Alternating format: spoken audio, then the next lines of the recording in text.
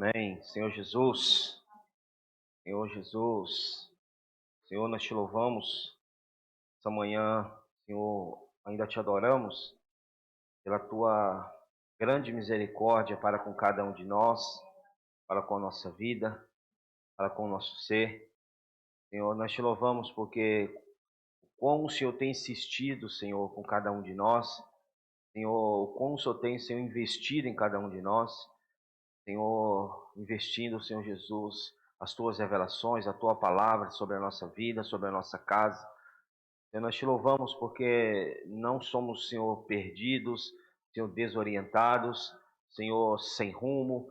Senhor, graças ao Senhor nós temos um trilho, nós temos uma direção, nós temos, Senhor Jesus, um encabeçamento, Senhor Jesus, e que esse encabeçamento, Senhor, se conclua, Senhor, dia a dia na tua igreja, primeiramente na nossa vida, primeiramente na nossa casa, Senhor, para, Senhor, se expandir, Senhor, para toda a terra, para que o teu reino venha, para que o fim chegue, para que todas as coisas, Senhor, sejam restauradas, sejam, Senhor Jesus, como no início. Ó, Senhor Jesus, nessa manhã, Senhor, tu usa esse momento, transmita a nós, Senhor, o desejo do teu coração, transmita a nós a tua palavra, transmita a nós, Senhor, ó Senhor, as tuas verdades, transmita a nós, Senhor Jesus, ó Senhor, o teu desejo. Senhor, leva-nos a cavar mais, leva-nos, Senhor, Senhor, a investirmos mais tempo, Senhor, Senhor, debruçado sobre a tua palavra, a fim de recebermos, Senhor, cada dia mais revelação e realidade daquilo que o Senhor já tem nos falado. Obrigado pela porção dessa semana, do nosso alimento diário. Obrigado, Senhor, pela palavra profética. Obrigado, Senhor Jesus, pelo ruminar constante, Senhor. Senhor, que essa palavra, Senhor, ela possa, de uma forma, Senhor, verdadeira, Senhor, transformar a nossa vida. É o que nós necessitamos, é o que nós precisamos. Ainda te pedimos perdão pelos nossos pecados, as nossas ofensas, as nossas transgressões. Perdoa-nos, Senhor, pelas nossas falhas. Lava-nos com teu sangue. Purifica-nos, Senhor, de toda mácula. Senhor, purifica-nos, Senhor Jesus. Purifica a nossa consciência, Senhor, de obras mortas. Dê-nos uma realidade plena, Senhor Jesus, em Ti. Abençoa a Tua igreja, abençoa as famílias aqui representadas. Visita cada casa, cada lar. Visita cada vida, Senhor, cada coração. Ó, Senhor, nós te louvamos. Jesus é o Senhor. Amém. Como Flávio falou, irmãos, havia já falado ontem, nós iremos hoje compartilhar a semana 1 do nosso alimento diário, que é esse aqui, ó, resiliência emocional. Visto que ontem foi falada uma palavra prática, uma palavra que necessitava para o momento, o encargo da semana 1 do alimento diário vai ser transmitida hoje. O título da semana 1 já está aqui, não está? O título da semana 1 é: se alguém amar o mundo, o amor do Pai não está nele. Abra a sua Bíblia comigo em 1 João, capítulo 1. 1 João, capítulo 1, versículo 7, do 7 ao 9. 1 João, capítulo 1, dos versículos 7 ao 9.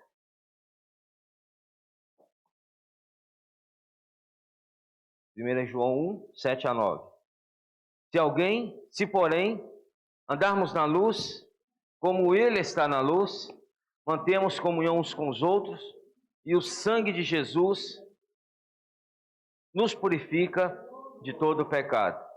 Se dissermos que não temos pecado nenhum, a nós mesmos nos enganamos, e a verdade não está em nós. Se confessarmos os nossos pecados, Ele é fiel e justo para nos perdoar os pecados de toda injustiça. João, o profeta, o apóstolo João, trazendo luz nas suas epístolas, ele começa o capítulo 1 da sua primeira epístola, falando a respeito de andar na luz para sermos libertos do pecado.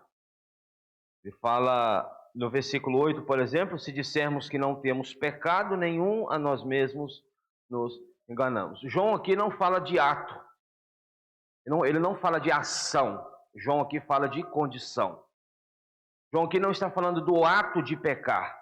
João aqui está falando da natureza pecaminosa. Então ele fala que em outras palavras, se dissermos que não temos a natureza pecaminosa nenhuma em nós, a nós mesmos, nos enganamos. Por isso, da importância de você não confiar em você mesmo e não confiar na sua carne, porque o pecado habita na carne. E ele continua, ele fala, olha, e a verdade não está em nós. Então, o primeiro passo, nós precisamos reconhecer, irmãos, quem nós somos. Não tem ninguém perfeito aqui. Não tem ninguém perfeito aqui, todos nós falhamos.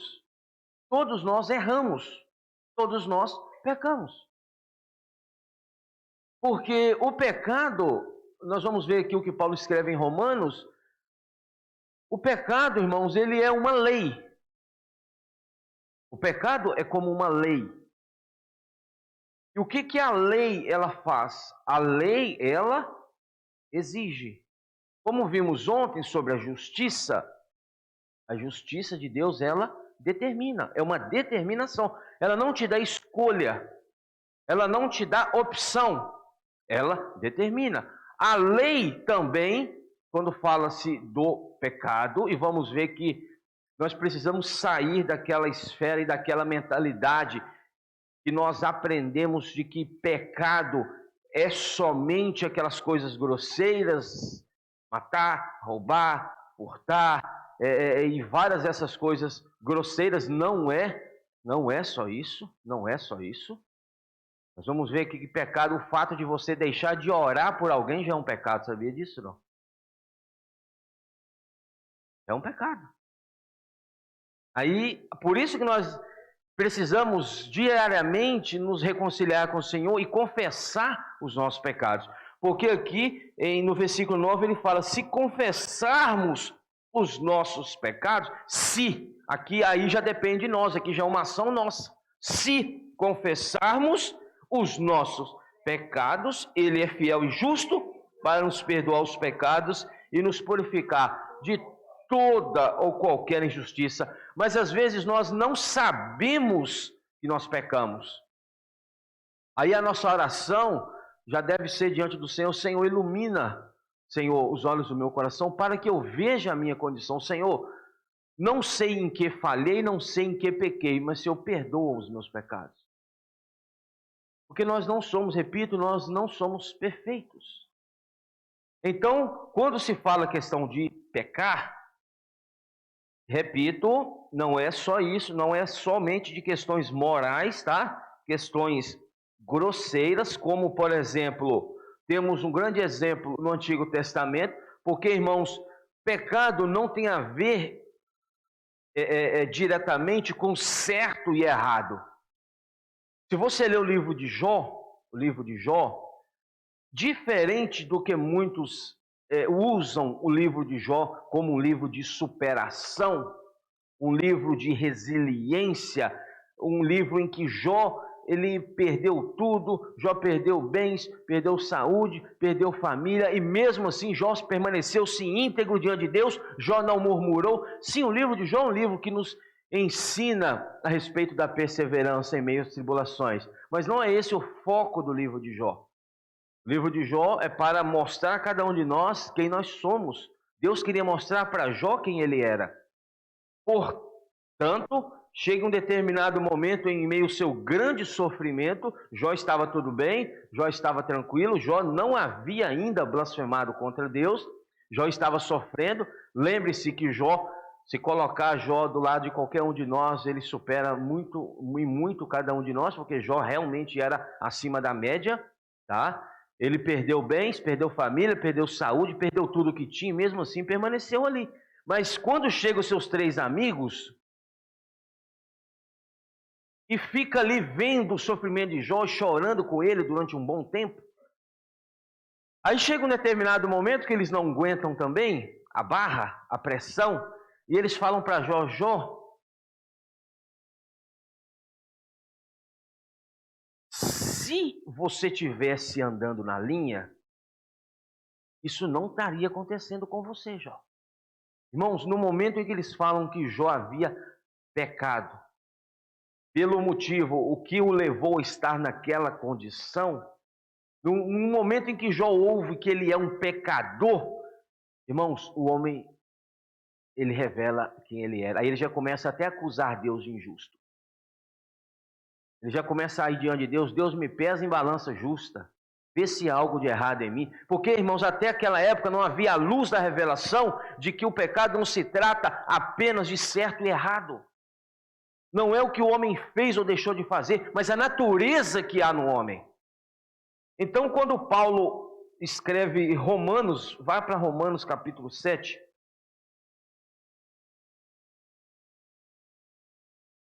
Romanos capítulo 7, no versículo 14, Paulo fala o seguinte: porque bem sabemos que a lei é espiritual. Eu, todavia, sou, irmão, se um homem do calibre de Paulo, se um homem do nível de Paulo fala que ele era carnal, ele reconhece isso, o que dirá nós? Não é isso? O que dirá nós? Ele fala, todavia, eu todavia sou carnal, vendido à escravidão do pecado. Quem vendeu o homem à escravidão do pecado? Adão. Adão vendeu o homem à escravidão do pecado. A partir do momento em que o homem desobedece, é interessante, o pecado não foi necessariamente proveniente do homem comer do fruto, não é aquele momento, não foi aquele momento em si, mas antes disso, quando o homem desobedece a Deus. Então a desobediência é um pecado. A desobediência leva à ação. A desobediência de Eva que levou Eva a comer. Entendeu? Então não foi quando ela comeu o fruto em si que ela já pecou, não. O pecado já havia antes, quando ela tomou a decisão de desobedecer. Então Paulo fala que ele foi vendido à escravidão do pecado, porque nem mesmo compreendo o meu próprio modo de agir, pois não faço o que prefiro, e sim o que detesto. Ora, se faço o que não quero, consinto com a lei que é boa. Neste caso, quem faz isto já não sou eu, mas o que habita em mim.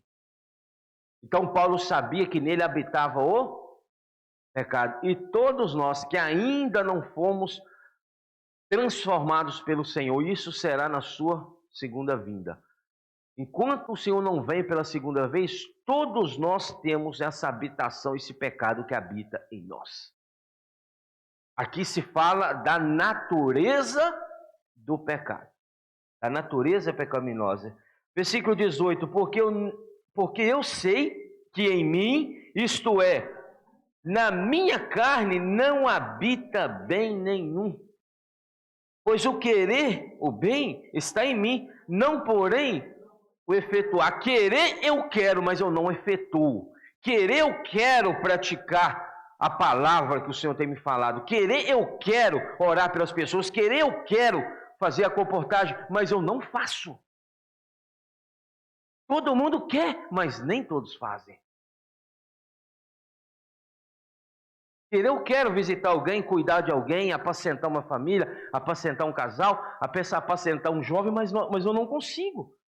Versículo 20, mas se eu faço o que não quero, já não sou eu quem eu faço, e sim o pecado.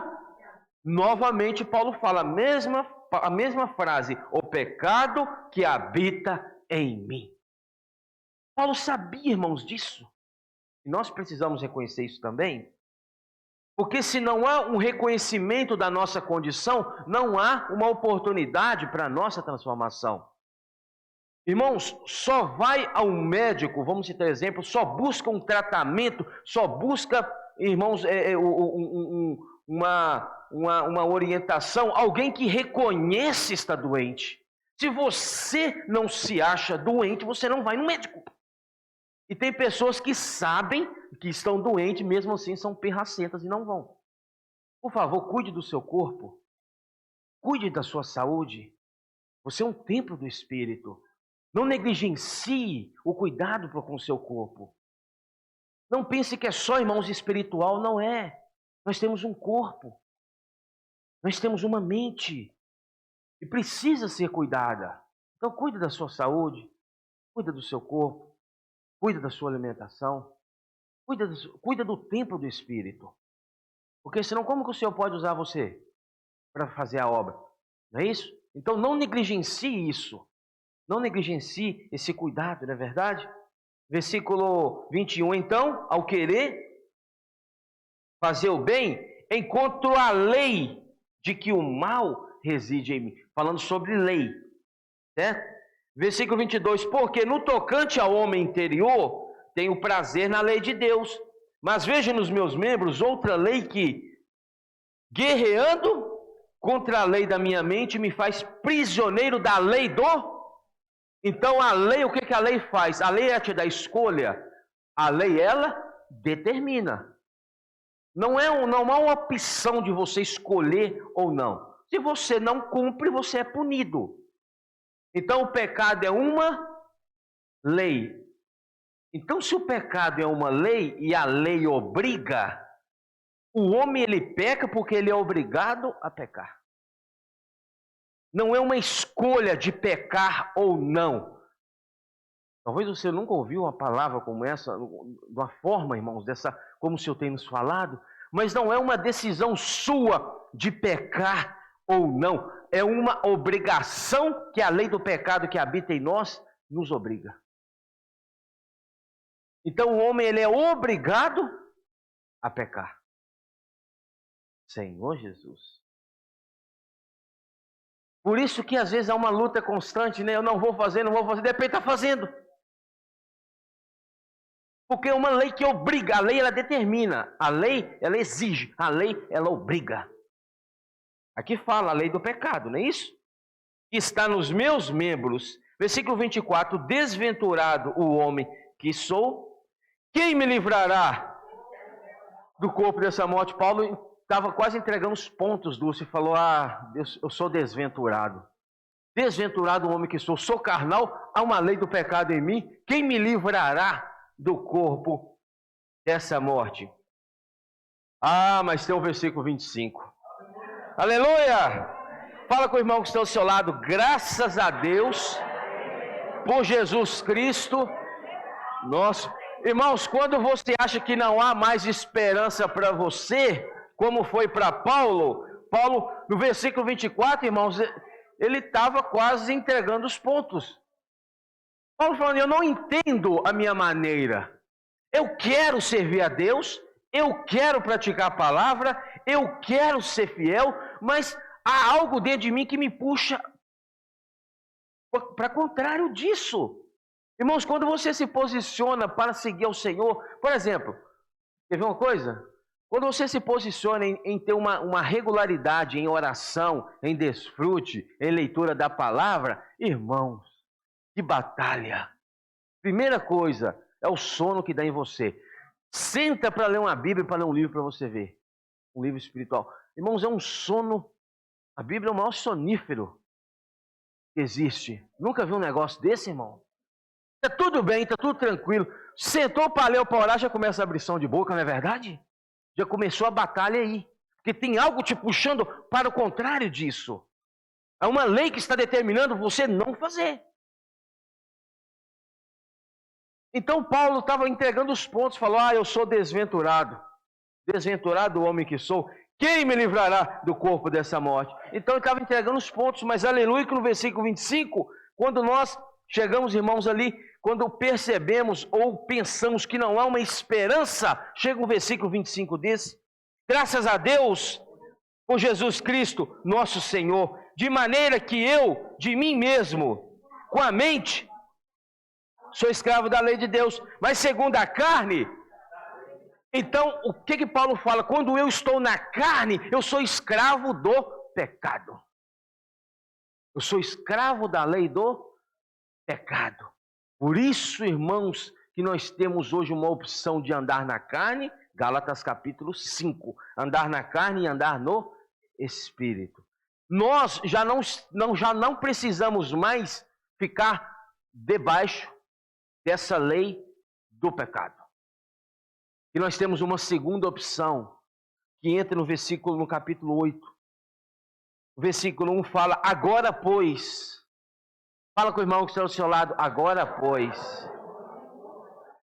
Já nenhuma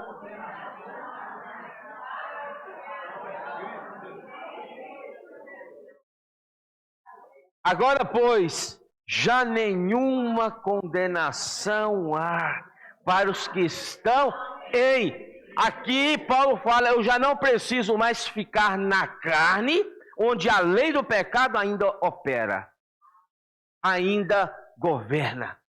Mas eu tenho a opção de ficar em Cristo.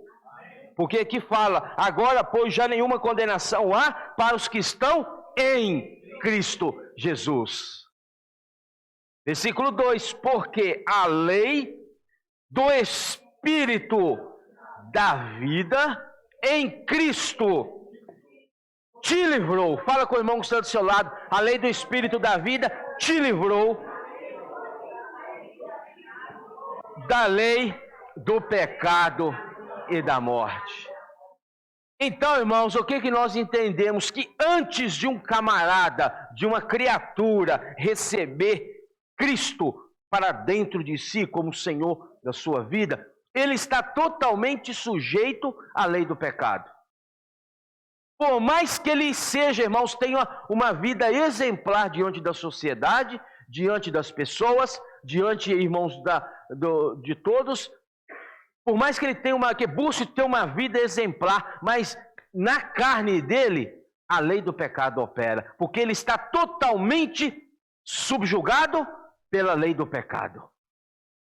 Mas, em termos jurídicos, uma lei, ela só é anulada, ou ela só é subjugada por uma lei de uma instância maior, de uma instância superior. Então, irmãos, a única coisa que subjuga o poder do pecado na minha vida e na sua vida é a lei do Espírito da vida. A lei do Espírito da vida é a única coisa que nos livra da lei do pecado e da morte.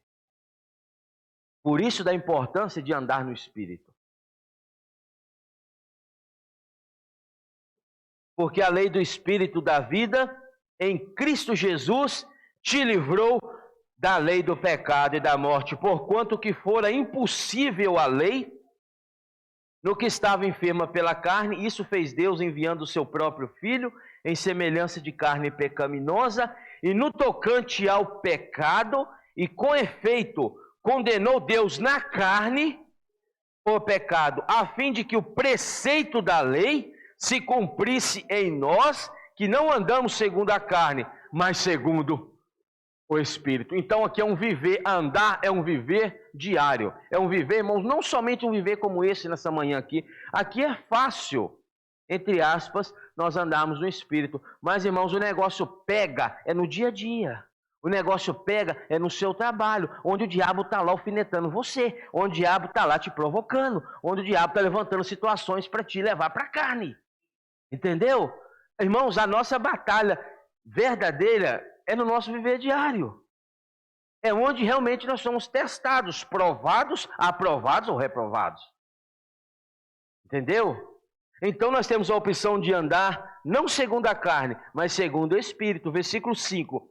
Porque os que se inclinam para a carne cogitam das coisas da carne, mas os que se inclinam para o Espírito, das coisas do Espírito. Versículo 6, porque o pendor da carne dá para a morte, mas o do Espírito, essa palavra, tanto a palavra pendor do versículo 6, como inclinar do versículo 5, no grego é para onde os seus pensamentos pendem. É um pêndulo, aqui refere-se à mente, a pensamentos, entendeu? Por exemplo, no versículo 6 fala, porque o pensamento ou a mente na carne dá para a morte, mas a mente no espírito para a vida e paz. Então, a questão, o X da questão é para onde nós pendemos os nossos pensamentos, a nossa mente. Mente é o que você pensa. Se você está com a sua mente fixa ou presa nas coisas da carne, irmãos, vai haver morte. Mas se você decide colocar a sua mente, ou pender, é um pêndulo, a sua mente para o Espírito, você vai encontrar vida e paz. Por isso que Paulo fala em Filipenses. Tudo que é digno, tudo que é de boa fama, tudo que é perfeito, tudo que é bom, tudo que é... Seja isso que ocupe o vosso, pensai nas coisas lá do alto. Isso é pender a mente para o Espírito. E é interessante, irmãos, que a palavra pecado no grego,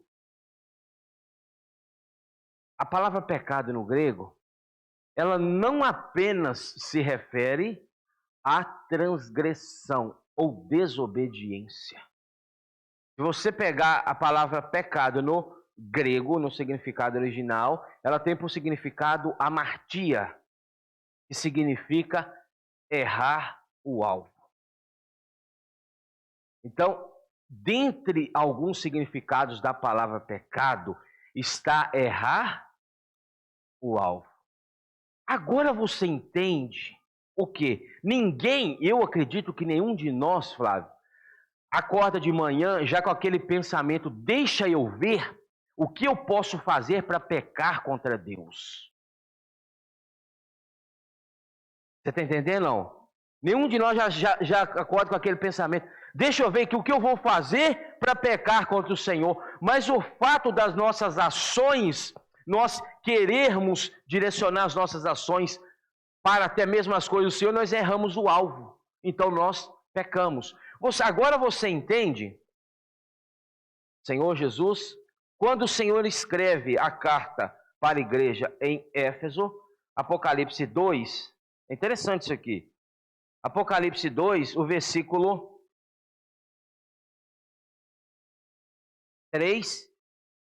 Apocalipse 2, versículos 3 a 5 fala o seguinte: E tens perseverança, e suportaste provas por causa do meu nome, e não te deixaste esmorecer. Irmãos, a igreja em Éfeso era uma igreja de padrão elevado. Era uma igreja de padrão acima da média. Mas mesmo assim o Senhor trouxe algo contra ela. E ele fala no versículo 4. Tenho, porém, contra ti que abandonaste o teu primeiro amor. O versículo 5 ele fala: lembra-te, pois, arrepende. Se há a palavra arrepende-te, é porque houve um pecado.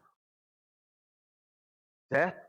Então, o abandono do primeiro amor é um pecado. Mas você acha que os irmãos de Éfeso se reuniram numa reunião e falaram: vamos fazer o quê para abandonar o primeiro amor? Não sei se vocês estão entendendo, irmãos. Não é que eles falaram, vamos planejar como que nós vamos abandonar o primeiro amor. Não, eles erraram o alvo. Embora tendo uma prática excelente, aqui no original, no versículo 4, quando ele fala: tenho, porém, contra ti que abandonaste no grego é apieme, que significa direcionar aquilo que é de Deus para outro ponto, para outra pessoa ou para outra coisa. Então, quando nós direcionamos para outra coisa, para outra pessoa, para outras situações, o que é de Deus, nós estamos abandonando o primeiro amor, e aí já há um pecado. No seu dia a dia, irmãos, quando aquele tempo que Deus tem com você, e que você tem com Ele, quando esse tempo que é de Deus é direcionado para outra coisa, ali há pecado. Aí você já agora já começa a falar, Senhor, eu preciso realmente pedir perdão. Eu preciso me arrepender. Porque, irmãos, não é coisa grosseira apenas. É abandono do primeiro amor, é direcionar para outro lugar, para outro ponto que é de Deus. Aquela disposição que Deus nos deu, a força, o vigor para fazer a obra dele, quando é direcionada para outra coisa, é pecado. 1 Samuel, Senhor Jesus, ó Senhor Jesus. 1 Samuel capítulo 12, versículo 23. Ah, mas eu não fiz nada essa semana do qual eu possa me arrepender ou pedir perdão. Eu não pequei essa semana, eu não matei ninguém, eu não roubei ninguém, eu não cometi nenhum nada, né? Tá bom. 1 Samuel 12, 23 fala o seguinte: quanto a mim, longe de mim, que eu peque contra, roubando, matando, adulterando. Não. Longe de mim que eu peque contra o Senhor, deixando de orar por vós. Olha só. Deixando de orar por vós, antes vos ensinarei o caminho bom e direito. Então, irmãos, o fato de deixar de orar por um encargo ou alguém, eu mando mensagem para clamar, irmãos, poste no grupo da igreja, irmãos, estou precisando de oração. Ora por mim, ora por esse item, ora. Aí eu olho, irmãos, aquilo é a mesma coisa de nada. O que aconteceu, Dulce? Pequei. Entendeu não? Senhor Jesus, você como eu, você precisa ou não pedir mais perdão nessa manhã? Você precisa ou não pedir? Essa semana houve pecado na nossa vida? Irmãos, é claro. Entendeu? O fato de deixar de orar por alguém, Liette, ora por mim, por favor. Liette, depois, e pronto. Não teve peso, irmãos. E esse pecado não é contra Liette, não, é contra o Senhor. A questão não é contra a pessoa, é contra o Senhor. Aqui deixa claro, contra mim, longe de mim, que eu peque contra o Senhor. Abra Romanos 5, Senhor Jesus. Romanos 5, 19. Ó Senhor Jesus, Romanos 5, 19 fala o seguinte. 17, Romanos 5, 17 fala: se pela ofensa de um, e por meio de um só, reinou a morte, muito mais os que recebem a abundância da graça, reinarão em vida por meio de um só, saber, Jesus Cristo. Versículo 19, porque como pela desobediência de quem é esse um só? Adão. Então, pela desobediência de um só homem, muitos se tornaram. Assim também, por meio da obediência de um só, muitos se tornarão justos. Muitos se tornarão justos. Então, pela desobediência de Adão, o pecado entrou. Entendeu? Então, irmãos, o que a desobediência é? O trilho para o pecado. Quando nós recebemos a palavra de Deus, a palavra de ordem, de direção, quando nós, por exemplo, falamos assim, hoje nós vamos praticar isso que a palavra tem nos falado, e eu não estou nem aí com isso, e eu não me importo com isso, irmãos. Irmãos, não está tudo bem. Ali há uma desobediência. O que é desobediência? Aquilo que Deus fala, ou não obedecer, ou não ser um com a palavra que Deus tem falado. Ali há um pecado. Oh, Senhor Jesus. Então, irmãos, essa questão do... Mas aí versículo 17, nós lemos, se pela ofensa de um só reinou a morte, muito mais que recebem a abundância da graça e o dom da justiça, reinarão em vida por meio de um só, a saber, Jesus Cristo. Versículo 18: pois assim como por uma só ofensa veio o juízo sobre todos os homens, para condenação, assim também por um só ato de justiça veio a graça sobre todos os homens para justificação que dá vida. Versículo 20: sobreveio a lei para que avultasse a ofensa. Mas onde abundou ou superabundou, então a graça, ela não somente é uma força incomparável, uma força, não tem como você medir essa força. A graça, ela não somente te salva, mas como ela também te fortalece para você não pecar. A única força que nos mantém livres do pecado é a graça. A graça, irmãos, nos capacita a não ficarmos ou não andarmos debaixo da lei do pecado e da morte. Versículo 21 fala o seguinte: a fim de que, como o pecado reinou para a morte, assim também reinasse a graça pela justiça para a vida eterna, mediante Jesus Cristo, nosso Senhor. Então, irmãos, a graça é essa força que nos fortalece e que nos capacita para não pecarmos. Por isso que nós dependemos e precisamos tocar nessa graça do Senhor todos os dias. E para terminar, vá lá para 1 João, volta lá, 1 João, Senhor Jesus, 1 João capítulo 2,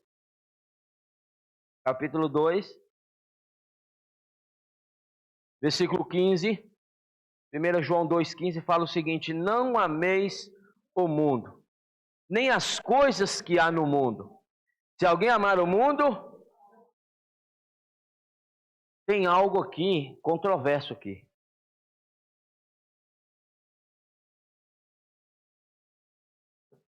João capítulo 13, versículo 15. João 13, 15. O Senhor fala o seguinte: eu vos dei o exemplo, para que, assim como eu fiz, façai vós também. Então o Senhor pede para que nós façamos tudo o que Ele faz. Nesse versículo, o Senhor fala para não amar o mundo.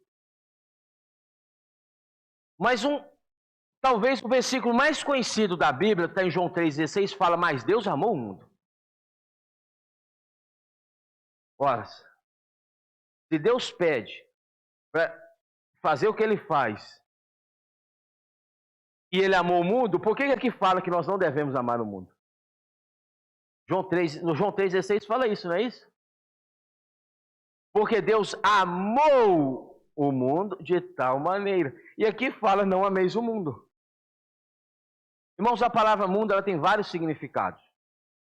João 3,16, o significado da palavra mundo é a raça humana corrompida e caída. São os homens. São os homens. Totalidade dos pecadores. Então, no significado para a palavra mundo de João 3,16, é os homens pecadores.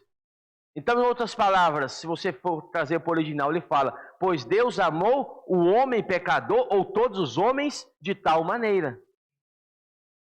Não é o físico, mas aqui, irmãos, em 1 João 3, 2, 15, quando fala não ameis o mundo, aqui, irmãos, é cosmos. Aqui já não é mais os homens, já não são mais pessoas. Aqui é um sistema arquitetado, construído, montado por Satanás para atrair o homem, tirar o homem da presença de Deus. Quando ele fala não ameis o mundo, aqui fala desse sistema, nem as coisas que há no mundo. Se alguém amar o mundo, o amor do Pai não está nele. Esse amor do Pai é o amor que Deus nos amou. É o mesmo amor com que Deus nos amou, Ele espera que amemos uns aos outros. Não o mundo. Se você pega, olha só que interessante, se você pega o amor que Deus te amou, colocou dentro de você, e se você pega esse amor para amar o que não é ele, o que não é dele, irmãos, há uma... Como é que eu faço aqui a palavra? Há uma...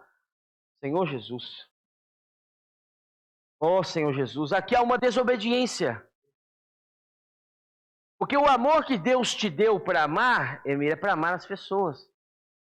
Não o sistema mundano. Não o sistema que foi arquitetado por Satanás para atrair o homem. E o que mais tem, né, Flávio? É coisas arquitetadas pelo inimigo, coisas maravilhosas, mas que lá no fundo é para te tirar da presença de Deus. Aqui não fala não está no mundo. Aqui não fala isso. Aqui fala amar. Amar. Não é que você não tenha que fazer, não é que você não tenha que trabalhar, não é que você não tenha que fazer as suas coisas, não é isso. A questão é, você tem amado mais as suas coisas do que a Deus? Você tem errado o alvo? É isso que fala aqui. Porque o que há no mundo, a concupiscência da carne, sabemos que a concupiscência da carne refere-se a coisas da carne. O que é coisas da carne? Irmãos, pecados grosseiros. Tá? Senhor Jesus, são coisas da carne. É o que fala lá em Gálatas capítulo 5. Pois as obras da carne são prostituição, impureza, lascívia, idolatria, feitiçarias. Isso aí são coisas da carne. A concupiscência da carne. É o que a sua carne deseja. E você sabe o que a sua carne deseja. Eu não sei, você sabe. Você sabe o que mexe com a sua carne, irmãos. Então isso que mexe com a sua carne, você tem que fazer o quê? Sai fora disso. Mantenha distância disso, não é isso? A concupiscência da carne, a concupiscência dos olhos. O que é a concupiscência? Aí já, o olhos refere-se à alma, né, Flávio? Aí já é coisas da mente, já é coisas da vaidade, o prestígio, o poder, a fama. Isso, irmãos, é o que a alma do homem quer. Isso é que a alma do homem deseja. Tanto que Satanás colocou diante de Cristo essa opção de te darei todos os reinos da terra, se prostrado me adorares. Então é isso que o inimigo quer. Vai te dar todos os reinos da terra, mas você precisa se prostrar diante dele. E a soberba da vida. A soberba da vida, irmãos, é a vanglória. Coisas fúteis no mundo, coisas materiais, entendeu? Ora, o mundo passa bem como sua concupiscência. Aquele, porém, que faz a vontade de Deus, permanece para sempre. Então, irmãos, nós precisamos entender isso. Eu não sei se ficou claro o encargo dessa semana, os itens que foram passados, mas eu te pergunto, você precisa se arrepender de quê? De que você precisa pedir perdão ao Senhor? Não é mais, não é certo ou errado, não é item. Questão de certo e errado, irmãos, fazer o que é certo e não fazer o que é errado, é proveniente da árvore do conhecimento do bem e do mal. O que nos guia, Iane, não é certo ou errado, o que nos guia é a palavra de Deus. Porque nem tudo aquilo que eu acho que é certo é a vontade de Deus. Entendeu? Então nós precisamos confiar na palavra de Deus, que é o trilho que nos dá a direção. Jesus é o Senhor. Vamos ficar de pé. Pequenos grupos, vamos compartilhar ainda por uns minutos. Amém? Jesus é o Senhor.